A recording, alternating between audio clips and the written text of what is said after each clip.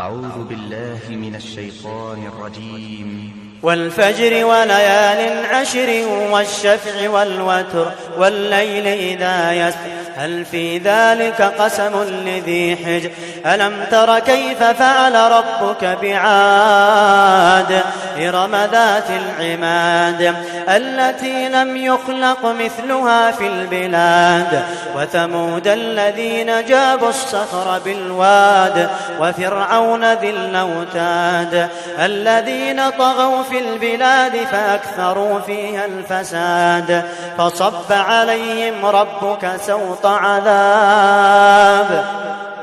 إن ربك لبالمرصاد فأما الإنسان إذا ما ابتلاه ربه فأكرمه ونعمه فيقول ربي أكرمن وأما إذا ما ابتلاه فقدر عليه رزقه فيقول ربي أهانن كلا بل لا تكرمون اليتيم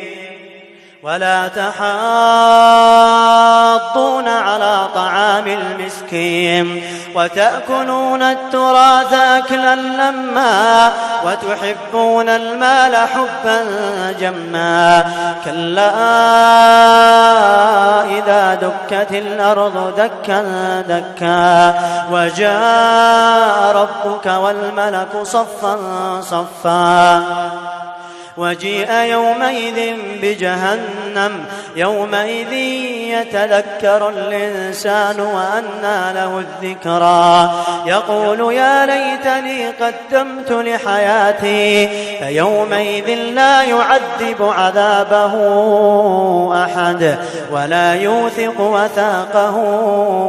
أحد يا